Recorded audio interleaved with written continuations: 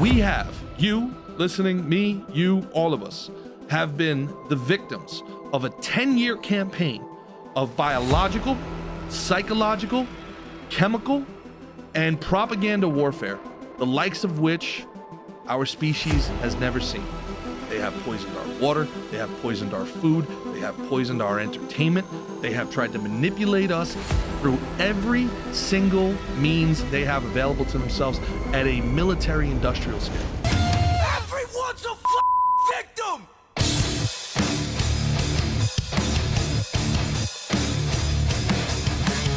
Welcome back, episode 2, Gerard versus Evil.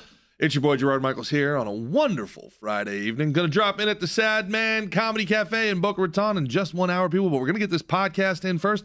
Episode 2 of Gerard versus Evil. I am joined with my main man, the main man with the plan, Sir Abs-a-Lot himself, Christian Perello, ladies and gentlemen. Christian Perello, how you doing over there, buddy? I'm feeling good. Hanging out. What's up, bro? So, a lot of things going on here Friday. Big news day. One of the things I want to do, Chris, you can cue this up. Mike Johnson, the Republican Speaker of the House, broke a tie. There was a tie vote.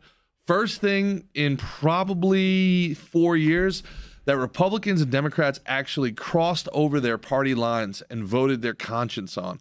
And it ended up 212 and 212.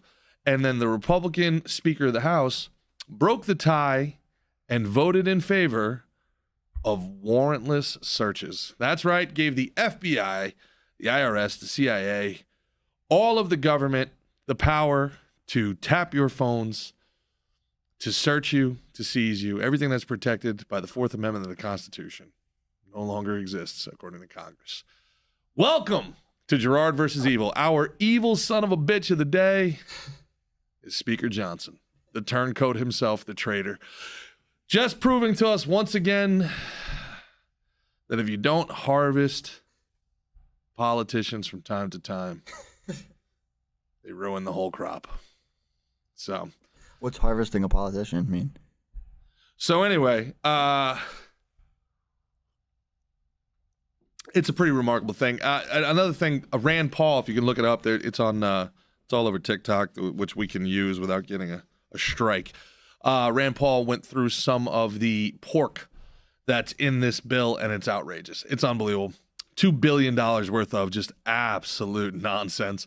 $150 million to encourage teenagers to game in New York City. $150,000 to see whether puffer fish are more aggressive on gin or tequila. Like all this. Just remember, guys. You know, why is this Gerard versus Evil? Because this is remarkably evil shit that we're dealing with. Ukraine is just getting battered by Russia, and we refuse to let them stop. We refuse. We're going to escalate. And our Congress, the people that are sent there to represent us, are spending $150,000 to see whether pufferfish are more aggressive on tequila or gin, while 2 bags of groceries at Publix cost $70. You can't feed your children. You don't have health care. Our cities don't have drinkable water, but we can spend $150 million to make sure kids are playing video games. I feel like kids play video games for free. I feel like kids want to play video games. I don't think we need to encourage kids to play video games. I don't think that was a sector that needed government investment. Right? Student loans for already Democrat voters. Oh, I'm sorry. For people that work for the government have been canceled. Good for those people. Did they come out? Did those loan repayments come out of the billions of dollars of the college endowments? No. Did those loan repayments come out of the banks with record profits that are engaging in predatory lending, giving unsecured loans to 17-year-olds to go to fuck camp for 4 years? No. Who got to pay it? You. Absolutely. You, the working stiff, the plumber, all right, who has to go to the rich kid with the Ivy League degree. You got to go to their house and clean the clogged shit out of their drains And then with the money they pay you to clean up after their shitty little kids, you have to pay back their student loans because they're better than you. And you need to remember your place. Once again, people, all right? Taxes are the hours of your life. The money you spend on taxes is taken from you before you've ever had a chance to feel it, to hold it. It's out of your check every week. Before you even get your check, the government gets theirs, right? 20%. If you pay 20% in taxes, that's one full day of work a week that goes to the government. If you pay 30% in taxes, you don't earn $1 for yourself until 12:01 p.m. on Tuesday. All of Monday, gone to the government. Tuesday morning until noon, gone to the government. And what are they doing with this? Sending it to Ukraine, sending it to Israel, sending it to Palestine, and spending it on shit like pufferfish studies at Cambridge and Columbia, places that have billion-dollar endowments already, and charge $100,000 a year in tuition. George Carlin once said it's a big club and you ain't in it. That's what this is. It's why is this show called Gerard versus Evil? Explain to me how this is anything other than evil, than to take the working class, than to take regular, everyday people who get up and, man, they're just trying desperately to make it. Just desperately trying to afford groceries. And you're taking their Monday salary, half of their Tuesday salary.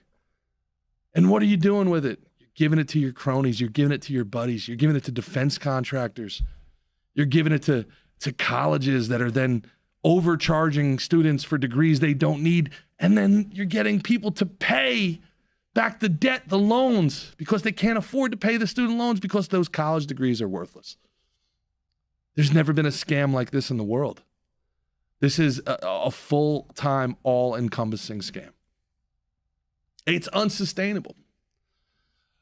But the good news is, I think, and I really believe this, the good news is, I think for the very first time in my adult life, it seems like people are awake to the scam. For the first time in my adult life, it seems like people are actually finally asking questions and going, wait, time out. No, I don't want. Why are we trying to support Ukraine when we don't have health care in America? Why are we spending billions of dollars on missiles when we don't have clean drinking water? How much money are we spending on this bullshit when nobody can afford groceries? It's wild. Gas is at $3.50. It's not coming down. It's so expensive that Biden just said, screw it. We're not refilling our strategic reserves.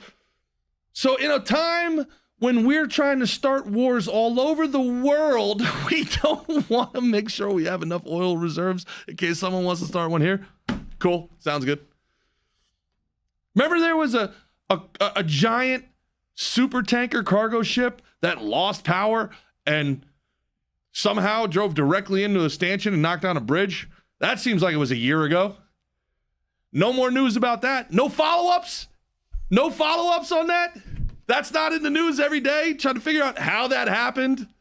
How many other ships are susceptible to this? How many other ports are susceptible? How many other bridges are susceptible to this? Nothing. No, we're just moving on. No questions.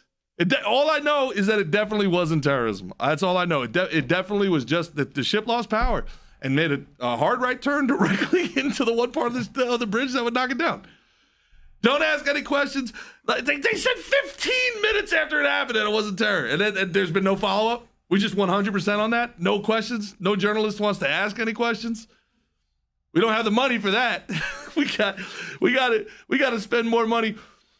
I saw a TikTok of a dude losing his mind. It was so funny. This dude talked about Northrop Grumman, one of the defense contractors that built the $1 billion per stealth B-2 bomber. They got a contract to make a lay down train tracks on Mars. That's pretty cool. They got a couple $1 billion to do that. So we got trains on Mars before we have drinkable water in Flint, Michigan. We got trains on Mars before we've cleaned up the train wreck in East Palestine, Ohio. What are we doing? It's unreal. Like our representatives are so obviously bought by foreign internationals. They are so obviously beholden to people. They have actual contempt for the electorate. They have contempt for their citizens. And I think it's honestly almost a good thing, man. It's honestly a good thing because people are waking up to it. People are waking up, asking questions. You got people that would have never in my whole life questioned the Democratic Party, questioning the Democratic Party. You had Trump walking into a Chick-fil-A full of black people in Atlanta, and everybody's like, thank you, Mr. Trump. We miss you, Mr. Trump. Could that have happened 3 years ago, 4 years ago? Did you see that, Christian? Pull that up if you can. Now, maybe it's a publicity stunt. Maybe it's staged. I don't know. That's definitely not beyond people stage this crap. But I just think, dude, the Democratic Party has used black people and black pain and black suffering as a Trojan horse for some of the most extremist ideologies of all time. Was it a Chick-fil-A? It's a Chick-fil-A in Atlanta, yeah. And that's it right there. He wants 30 milkshakes. For my friends here, 30 milkshakes. And I think, a lot of black people are getting fed up with it, man. I'd get fed up with it too.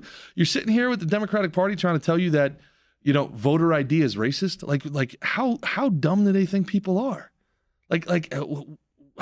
How dumb do they think you are? Like, it's so patronizing. Go ahead, play it. I don't have any volume. That's all good. We're live. We're live. When we're live, we're live. Making a lot of money. Everyone getting rich, right? That's right. We're live.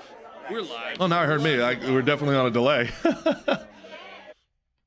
All good. You like each other, right? I think that's very nice. Have a good time. Nice to see you. Thank you very much. So we'll order 30 milkshakes. We'll give them out to the people, and we'll take some for ourselves. Okay? Good. Thank you very much, everybody. So Can't wait to see how MSNBC construes that as a fascist, racist dictator goes in and look at him demanding those people work for him. What does he think this is, right? Chris, you're a pretty independent guy, but when I first met you, you come from the Midwest, the swing state of Ohio. You were very, very anti-Trump. Has your opinion on that changed at all, or no, not really? I wouldn't say I'm very, very When I first met you, you were pretty anti-Trump. I wouldn't say I'm anti-Trump or was anti-Trump. I don't really know enough, and I think that's a big thing that we talked about. Like, I don't know who's right. You know what I mean? How have your opinions changed at all in the last, if they have, how have your opinions changed at all in the last 3-4 years? To be honest, they haven't really changed. To me, it seems like everything's gotten so much similar, like on each side. Like, well, no matter what side you're on, it's kind of the same in some ways, it seems to me. Yeah, it's crazy too. Seeing this from both sides. There was a guy who we do a lot of business at the country club over there, very, very popular, very expensive country club. And one of the guys was sitting there having a conversation going like, I don't know what everybody's complaining about. The stock market's never been higher. Every time I go out in Boca, you got to wait to get into a restaurant. The economy's incredible. I don't know what everybody's complaining about. And I literally was like looking at this dude, and I like looked at him cross-eyed, and I asked him, I was like, You don't buy your own groceries, do you? And he like looked at me, and I'm like, it's been a long time since you actually bought your groceries, isn't it? Yeah, that's what I will say. Like, the only thing I will say that I've noticed is everything has gotten way more expensive. Buddy. You know what I mean? Buddy. Like, that's the one thing I've noticed. And I know that's what everybody's talking about. Buddy. But it is crazy. That's not a small thing, man. It's everything. That's not a small thing, dude. Dude, you should have seen what they were quoting me on car insurance this week. What were they quoting? $600. Wow. $500 a month. Did your credit go down? $400 a month. No, I have a good record, good credit. Get a new car. Well, the problem is a lot of people's credit's going down because their credit is being used. I walk through the supermarket and I'm like shocked at how calm everybody is. Is everybody smoking before they go in? Are they taking popping Xanax or something like that? Because my blood pressure goes through the roof. I look at this and I go, $2 for an orange? For an orange? $2? Used to be $2 for a bag of oranges, man. Like, come on, dude. What are we talking about here? Everything is like $5. No matter what item it is, it's $5. It's $4.99. Try to get lunch at a restaurant. Try to get breakfast at a restaurant. Yeah. You after you're looking at it before you're all said and done, and after the tip and everything, you're like, wait, how is this $30? This is you want to get an acai bowl or a smoothie for you in a day? $35. This is bacon and eggs and coffee. How is this $30? Well, it's $20, and then it's now $3.50 for the coffee, and now it's because it's $20. Now the tip is $4, $5, and now you're sitting here like, wait, the tax and the tip, and you're like, wait, this is $30. Used to be $10, bro. Bacon, egg, and cheese sandwich, man, when you were hungover. And I'm not talking about back in my day, but like back in my day, dude, like when I was 18 years old, so, half a lifetime ago, 18 years old, almost 20 years ago, you literally would get a bacon, egg, and cheese and a cup of coffee for $2.99. That was like the big thing you'd see in all the signs, like pork roll, egg, and cheese, cup of coffee. It was like the hangover special. Pork roll, egg, and cheese, cup of coffee, $2.99. Pork roll, egg, and cheese, cup of coffee is like $10 in Jersey now. It's got to be more than that. No, it's a ham and cheese sandwich. Like for $10, $10.99, cup of coffee. Bro, coffee, dude, I swear to God, they just used to give you coffee for free. Like it was like, it's water over beans, man. Dude, it's wild. And now people are like jumping on. It's corporate profits. It's inflation. And guys, but I'll tell you what, it's forcing people to pay attention. It's forcing people to ask questions. People that would have never asked questions are asking questions, and I think that that's a good thing. Because none of this is going to change without accountability. That's for damn sure. You got any of that Rand Paul stuff? You want to pull that up? That stuff's crazy, bro. Look at the list of this stuff. Look at Rand Paul budget. The problem is the numbers, right? The numbers are crazy. When you start talking about trillions of dollars, nobody can really understand those numbers. Like, have you ever and by the way, if there's any comments from anybody, go ahead. Christian will read them off. We're doing this live for an hour. If you have any comments, you just go ahead and leave them. If you start talking about trillions, like when you think about like outer space, and if you're not a flat earther or whatever, there you go. That's good. Yeah, go ahead, play that. That's great. We'll talk about it after. This bill is more than we spend on the entire Marine Corps. Think about it. We're going to send to Ukraine more money than we spend on our own Marine Corps. This is a bill about Ukraine first. This is a bill that makes us weaker. There is no money to give to Ukraine. It's not like we've got a pot of money. There is no surplus. There is no rainy day fund. This money will be printed up or borrowed from China to send to Ukraine. It makes us weaker.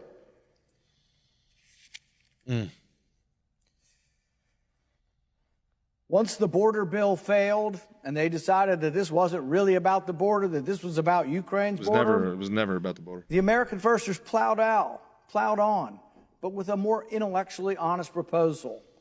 Nothing for America, everything for Ukraine. That's what this bill is. Nothing for America, nothing to stop the invasion of nearly 1 million people across our southern border.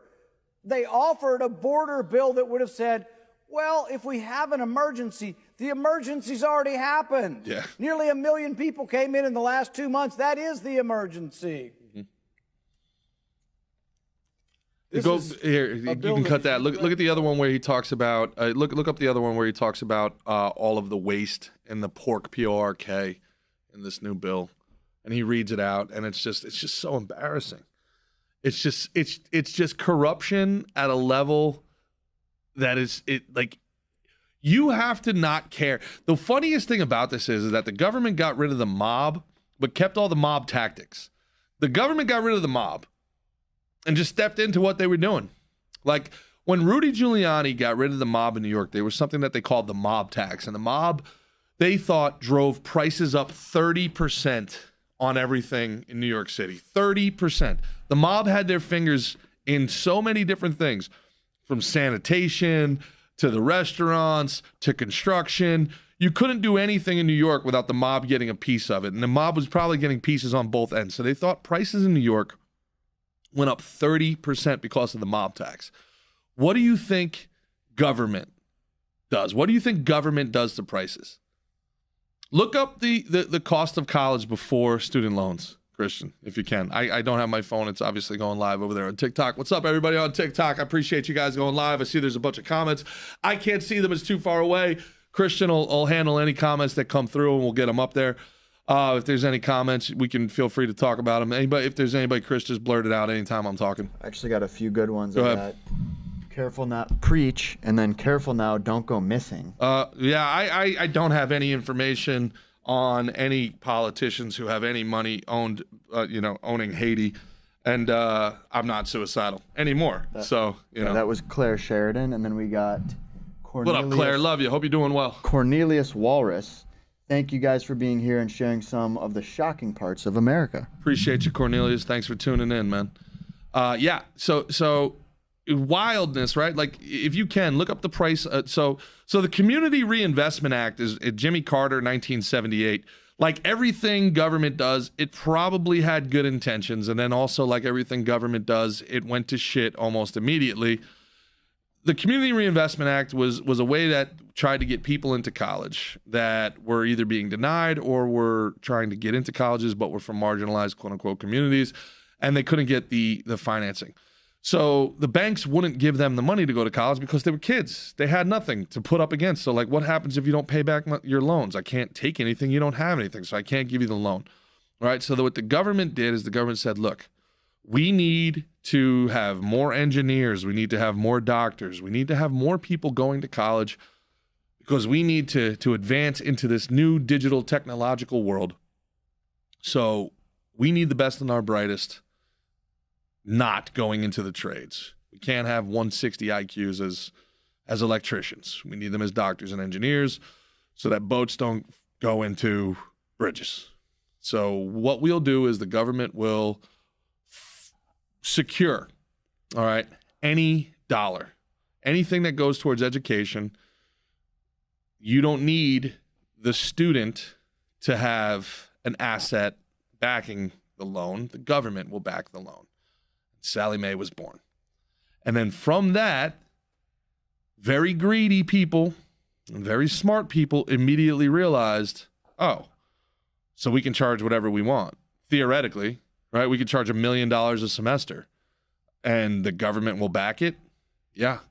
And the average cost of college in 1977, Christian, is let me see. 30 in 1987. 77 before the Community Reinvestment Act. Go ahead, give me 87 while we're waiting. 87's 39. $39,000? Mm-hmm.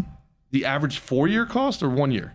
That's 4 year. In 4 years, so $10,000 a year was the average cost. And then I got some other interesting statistics. Now 2016 it was 103,000. Okay, so it was 40,000 in 87, and it's 100 and what? 3,000. Okay, so what is that? It's over 2x, a little more than 2x, but it's actually probably doesn't even cover it. More than doubled it, but yeah, look, it's 1977. I bet you college was 10 grand. I bet you it was $1,500 a semester. Once government came in and then the real greedy people said, hey, but this is go ahead. You want to guess? What'd you guess? I have $1,500 a semester, 10 grand total. This is year in institution, 1977. It says 2,400. 2,400 a year, average. Yes. The average college before the government got in, the average college before student loans is $2,400.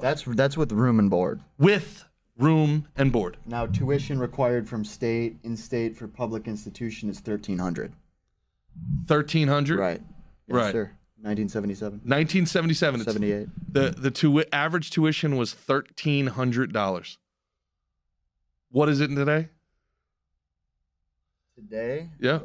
Average tuition today.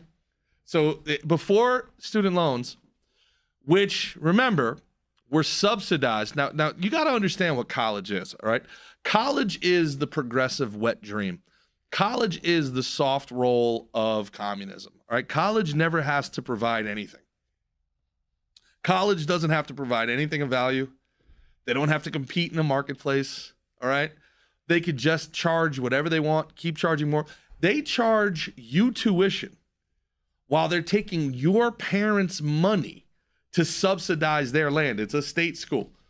And then they'll charge you parking, and then they'll charge you room and board, and then they'll charge you, it's a scam all the way down up the line. And then after your taxes have paid into the college, which then charges you to use the college, then you can't afford anything because the degree that they give you is useless.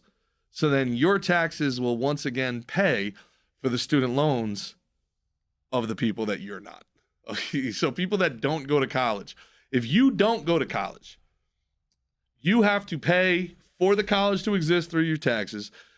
Then you've got to subsidize and back the student loans from a federal level. Then when they can't pay the loans, you have to pay them off for the people that went to school. It's like giving 38. How the hell is it 38 cents? 38 cents a month, you can keep a whole kid in Africa. 38 cents a month, you can keep a whole kid in Africa alive, but it takes 140,000 to keep a white kid in Cambridge alive. Like what happens here, man? This says average cost is $26,000 per year. So it went from $104,000. So it went from $2,400 a year. Yeah. To $26,000 a year. Yeah. $2,400 a year to $26,000 a year. That's more than 10x. Student loans. That's the government, baby. So if the mob tax is 3x, the government tax is 10x. And is our country a better place because of it? I'm sure that people will make that argument. You know, we need nuclear physicists, no doubt about it. We need engineers, we need doctors. I don't know if we need more lawyers. But I'll tell you, that's a pretty tough one. When they make it so hard for people to get out in 4 years. People are paying $100,000 a year. I dated a girl that was a teacher. She went to Monmouth University. She got her master's degree. She teaches 3rd grade.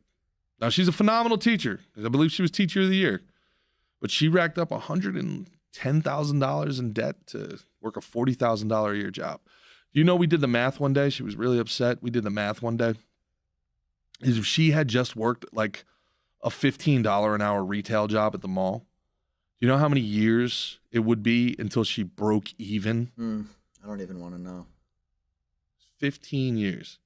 Oof. She could have worked for 15 years, all right, and been in the same place as if she went to school and worked. Now, the back end of it's going to be much better, no doubt about it, right? And that's just assuming that she never got any promotions along the way or upper mobility, whatever, right?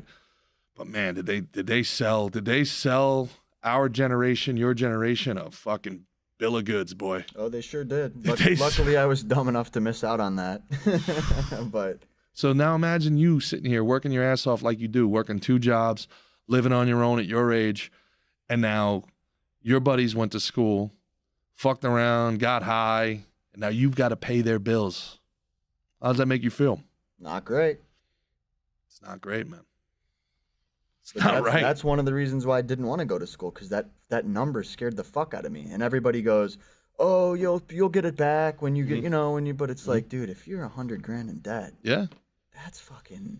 Well, what's the bill? What's the bill right now for just Ukraine alone? Every citizen, I believe, owns $50,000 in debt just off of Ukraine. You're $50,000 in the hole right now because of Ukraine. You are. I believe it. Each of us we got a bill. We got a credit card bill hanging over our head for $50,000. Nobody. I don't know a single person that wants more money going to Ukraine. Not a single. And then they try to shame you. You're a Putin supporter. I'm an American supporter. I don't give a shit. We got our own like these people act like we don't got problems. They're so far removed from the working man. They're so far removed. These people go to the same schools. Everybody that's in Washington went to an Ivy League school. They went to Harvard. They went to Princeton. They went to Yale. They might be Republican, they might be a Democrat, but they went to the same classes. They're in the same fraternities. They drink at the same bars. Can you imagine any of these guys out there actually, working for a living? Do you think AOC's sitting in traffic? House of Cards. Come on, man. Mm-hmm. Get out of here. They don't care. They look at us like suckers. Because we are suckers. They're like, oh, yeah, the suckers will cry a little bit, but they'll forget about it. Because we will. Because we will. And the one or two times in my life that we didn't, boy, they fixed our ass. Occupy Wall Street, you had Black Panthers and white nationalists coming together going, you know what, brother, we're going to put this aside. The banks, we need to talk to them. We need to talk to the banks. We need to talk to what's this too big to fail shit? What happened to my pension? What happened in the last 20 years of my life? What happened to my house? You took my house. They broke us up real quick. You ever see that thing from Dave Smith? Brought it up on Rogan. Dave Smith talked about it on Rogan where look at the instances of like the term white supremacist or social justice being talked about online and like have it be Googled. It just doesn't exist before Occupy Wall Street. Nobody looked it up. Like nobody was Googling racism. Nobody was Googling white supremacy. Nobody was Googling patriarchy and misogyny. It just wasn't happening until the Occupy Wall Street populist uprising happened. And then Brexit happened, and that scared the elites. And then Trump happened, and they were like, nope, putting an end to this shit right now. Right now. Trump started talking about, we're going to pull money out of NATO.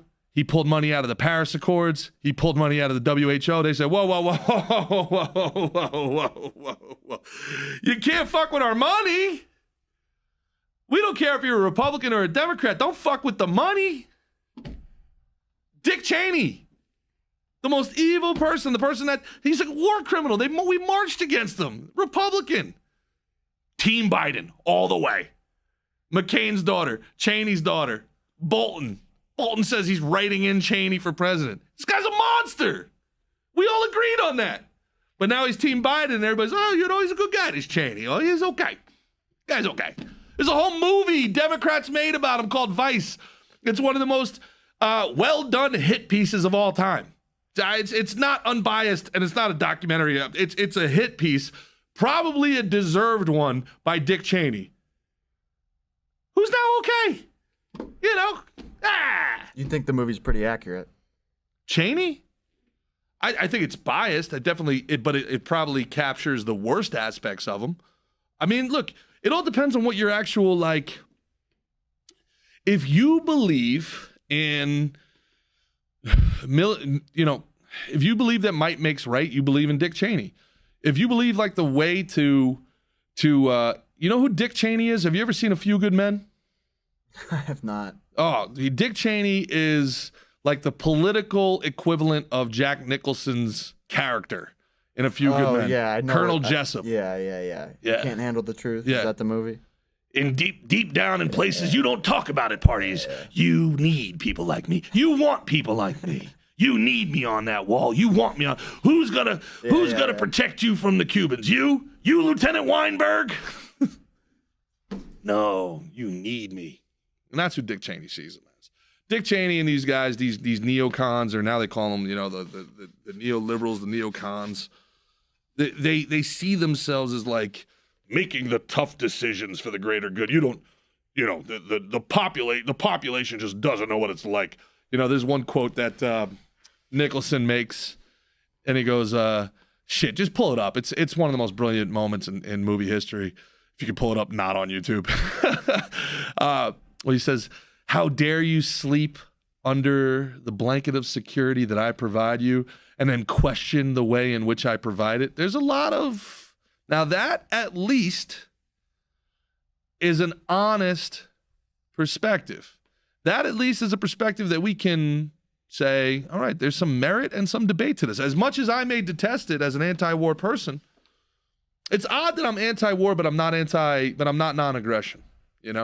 I am the all-time believer. This is my big problem with the Libertarian Party. I'm ranting now as I'm trying to stall for you, Chris. But my big problem with the Libertarian Party is I do not believe in the non-aggression principle as it is applied. I believe in the non-aggression principle in how it states. Don't start it. But it's being applied as being a pacifist. Like, oh, like, no, I'm not aggressive. I'm never going to get aggressive here. No, bro. It means don't start nothing. But as soon as somebody else starts something, finish it. You end it. They start it, you end it. My interpretation of the non-aggression principle is fuck around and find out. It's not pacifism. It's never supposed to be pacifism. It's the same thing like, the Christian idea of tolerance. Like, no, that's you're being a bitch. No, you should be tolerant. And then when people cross the line, there needs to be consequences and repercussions. Otherwise, life is a feedback loop. All of life is a feedback loop. You show me the incentive and I will show you the outcome. If we haven't learned that from the last 5 years, we've learned nothing. We all get the world we allow. Not the world we deserve. We get the world we allow. That's the lesson learned here. And if you want to talk about the merits of Dick Cheney and Bolton and Clinton, this is a Clinton and a John McCain and a Joe Biden. This is the Patriot Act group here. This is when people talk about the quote-unquote uniparty. This is permanent Washington, permanent bureaucracy. This is their worldview. If we start skirmishes all over the Middle East does not come together to fight us. We start skirmishes all over Africa, Africa doesn't get on the gold standard and create a currency that could compete with us, right? If we pay off everybody in Europe, they do what we say. Then we don't have to worry. And then their argument would be, America's been a pretty safe place for a pretty long time. That's their argument, okay? And I think that there is some merit to that argument. I don't like it, but I understand the perspective, all right?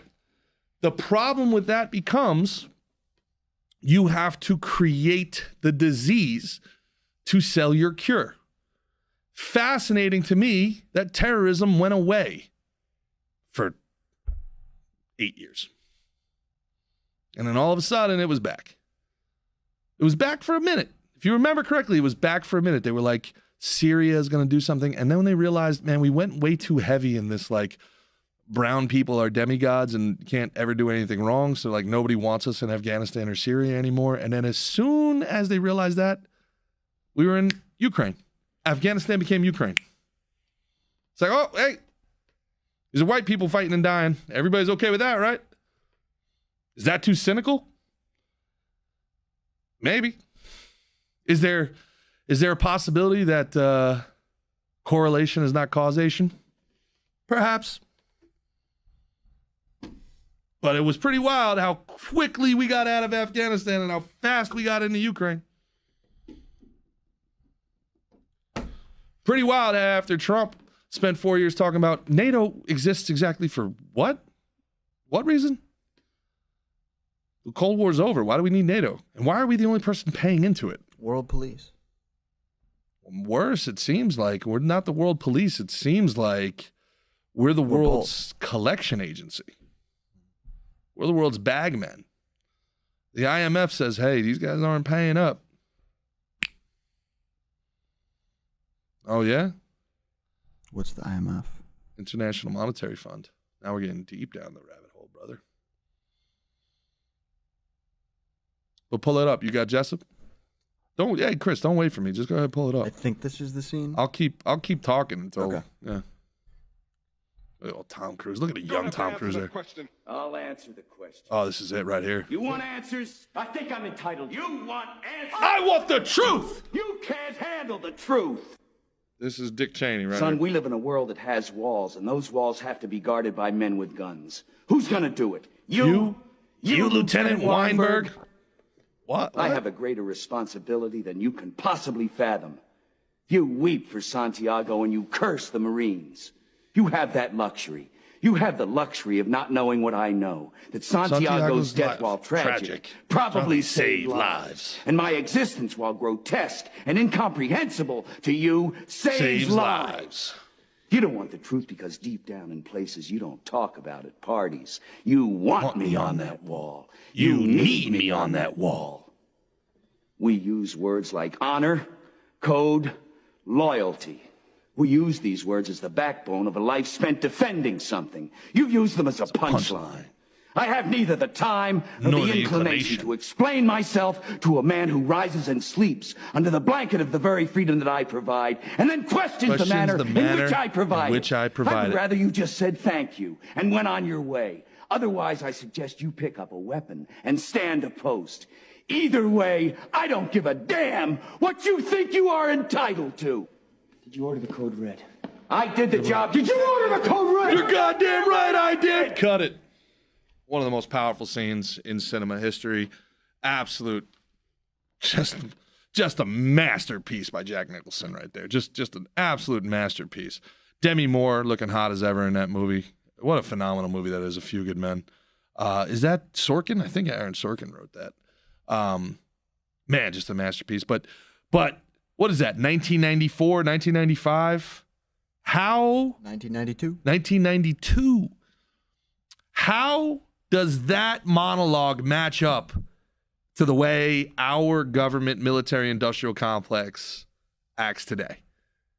How does that match up with what we just heard, bringing this full circle about the FISA courts being able to use warrantless taps and warrantless searches? You don't like it? I don't care that you don't like it. My job's to keep America safe, damn it. The Patriot Act. I'm keeping America safe. NATO, Ukraine. We're defending democracy. Ukraine suspended elections. The president of Ukraine is essentially he's a plant. He's a dictator. We overthrew their democratically elected government. We did. They really don't even deny it anymore. Who is Zelensky? Zelensky's our plant. They had a democratically elected government that we did a color revolution. We're like, nope, that ain't the guy. We just took him out. Yeah, and the argument for being in Ukraine is, oh, well, if we don't give them money, then Russia's gonna overtake Ukraine, and then they're gonna take Germany, and then they're gonna take Poland or whatever, right? That's the argument. Yeah, why? Why? What? I don't know. Yeah, That's just what I I've get heard. it. That's Right? the argument. It's like, that is the argument. which again becomes a situation where it's like, well, that really doesn't make sense. But if he does, it sounds like a Germany problem. Sounds like a Poland problem. Sounds like a Poland problem. So they don't like that 1 million Russians are coming across their border, so we have to spend how much money to make sure that their borders are secure? Meanwhile, how many people are coming across our borders? And we're paying them to? Mm-hmm. Bro, like this is the shit that this is when we're talking Gerard versus evil. The BLM riots. So many of those protesters, quote unquote, were paid. Who paid them? These guys got $15 an hour to go to a protest. Pallets of bricks just laying around. Somebody put a pipe bomb in January 6th outside of Kamala Harris's headquarters, at the DNC headquarters. No investigation. Like, you know what I'm saying? This is what I'm saying. Is there no journalist left out there that wants to find this out? Like, hey, wait a minute. Where did all this money come from? Who paid all these protesters? And if they paid these protesters and then the city burnt down and somebody died, aren't they liable? If we now believe that the virus really did come from China, the virus that has brought in 100-year inflation, the virus that shut everything down for 3 years, the virus that killed people, if it really came from China, how come there's not been a single person in our government demand China pay for it? Have you heard one of our elected officials say, China got to pay? Why do you think that is? Because then China opens up the books and goes, are you sure it was just us? Are you sure that it was just us that shut the world down? Because when you point the finger, remember you got 3 pointing back out at you.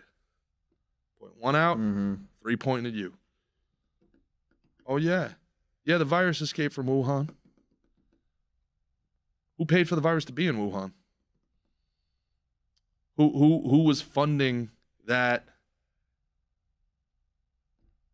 technology, those studies.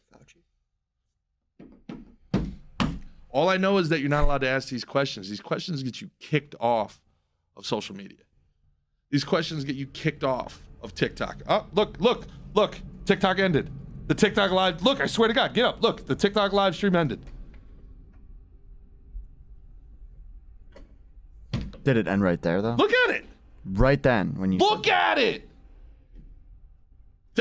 Dude, so that the people that are watching this, you know I'm not crazy. Christian, please verify that the TikTok live stream just ended.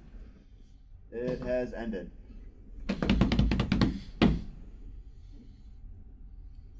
People. If not now, then when? I'm telling you, man. I'm telling you. If we don't talk about this shit, not now, then when?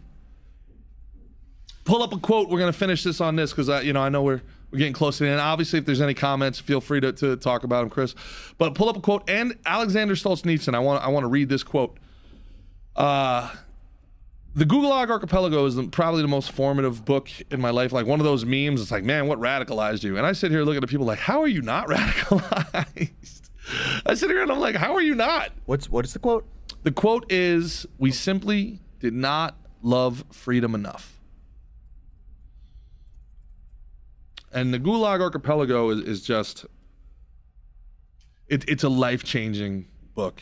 The book was actually punishable by death if you had it in the Soviet Union. If you were found with a copy of the Gulag Archipelago in the Soviet Union, it was punishable by death. Dude, I can't even find it on Google. You don't know how to spell Alexander Solzhenitsyn? No, I do. No. It's, we simply did not love freedom enough. And then let's read the full quote, if you pull it up. Yeah, and he talks about how him and the other prisoners in the Gulag, they just so angry that they allowed it to happen. They were like, man, if we had just fought back just a little bit, if in the middle of the night, when those police officers came to arrest us in the middle of the night, if we just fought back a little bit, if we just made them fear that they might not come home a little bit, it would have ended. Because no matter what these evil politicians want, right? The dog can bark all it wants, but if there's no teeth, the bite doesn't matter. And it's the low level people. It's us. It's the working people. Don't turn on your own people. The cops that enforce the lockdowns mandates, you can't do it. And they said, man, we just simply did not love freedom enough. We deserved everything that happened afterward. I got the quote. Go ahead. We didn't love freedom enough, and even more, we had no awareness of the real situation. We purely and simply deserved everything that happened afterward. Unlimited power in the hands of limited people always leads to cruelty. Unlimited power in the hands of limited people always leads to cruelty. You don't get the world you deserve, you get the world you allow.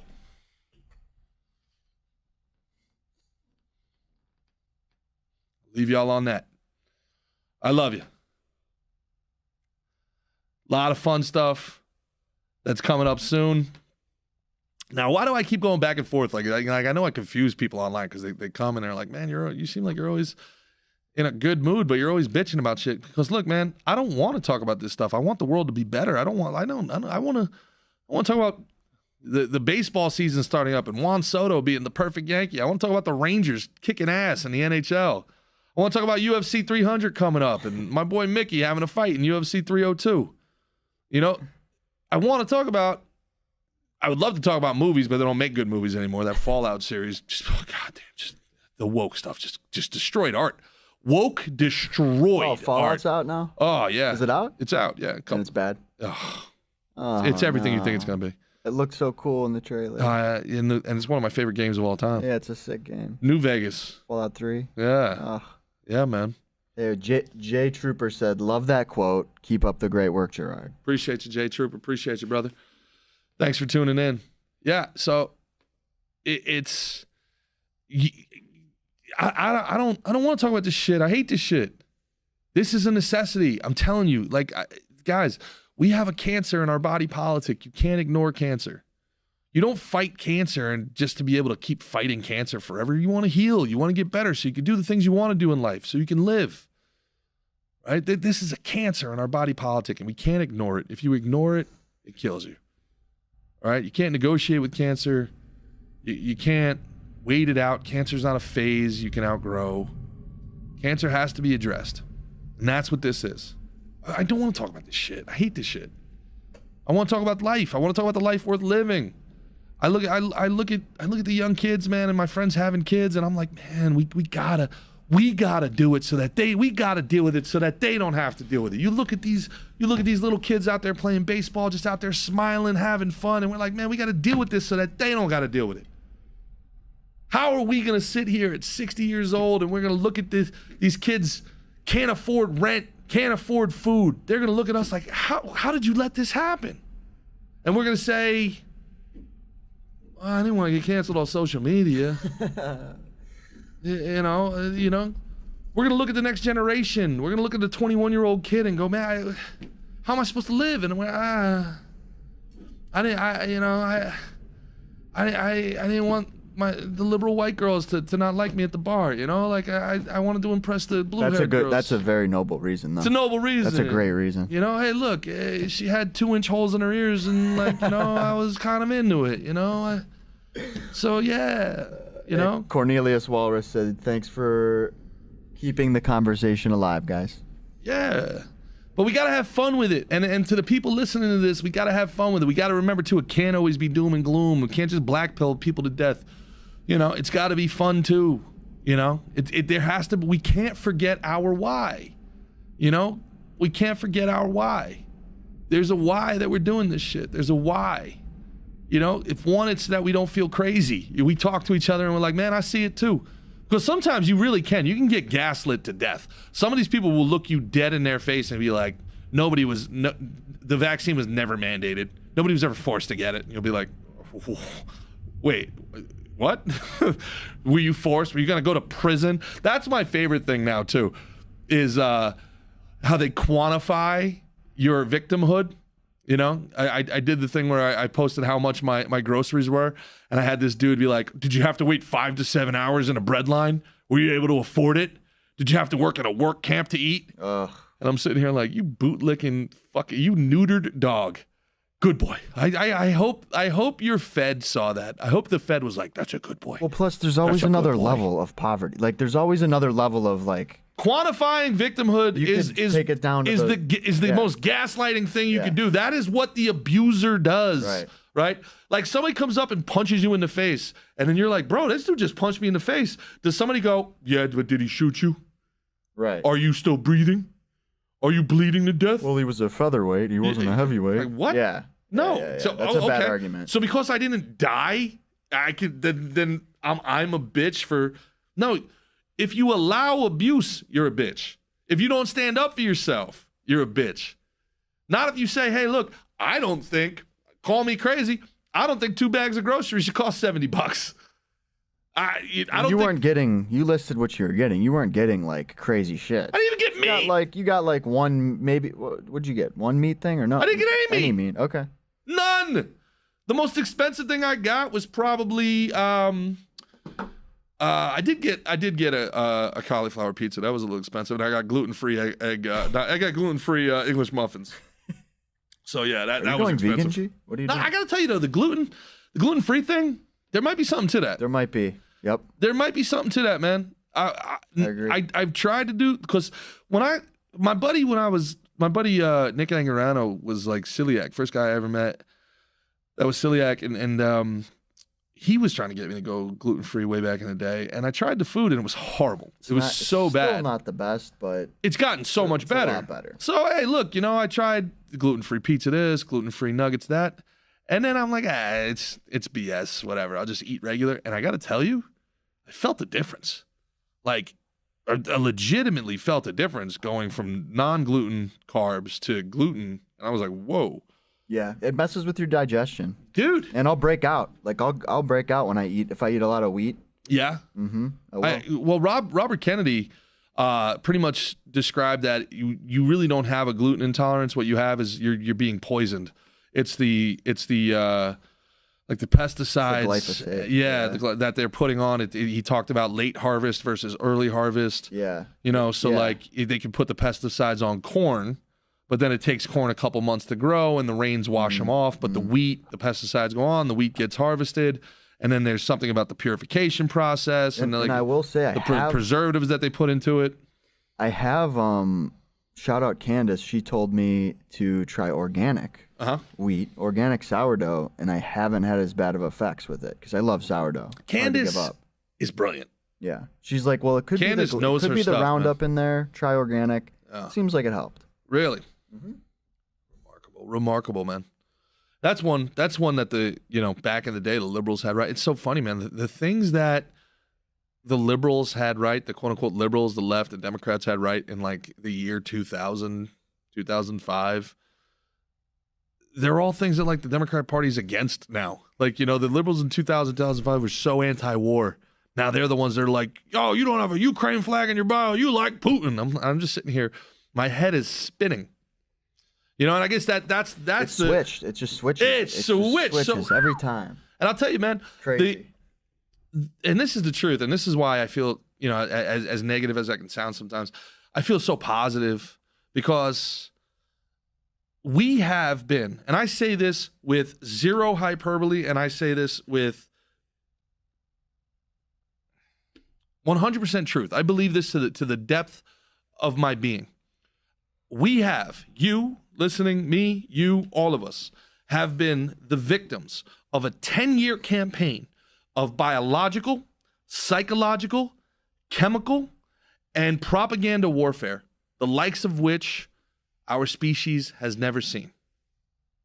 We have been poked and prodded. They have poisoned our water. They have poisoned our food. They have poisoned our entertainment. They have tried to manipulate us through every single means they have available to themselves at a military-industrial scale. And we are still here. Sometimes it feels like we're hanging on by a thread, but we're still here. We're still fighting. We're still seeing through their bullshit, and we are still pushing back. And damn it, you should be proud of that.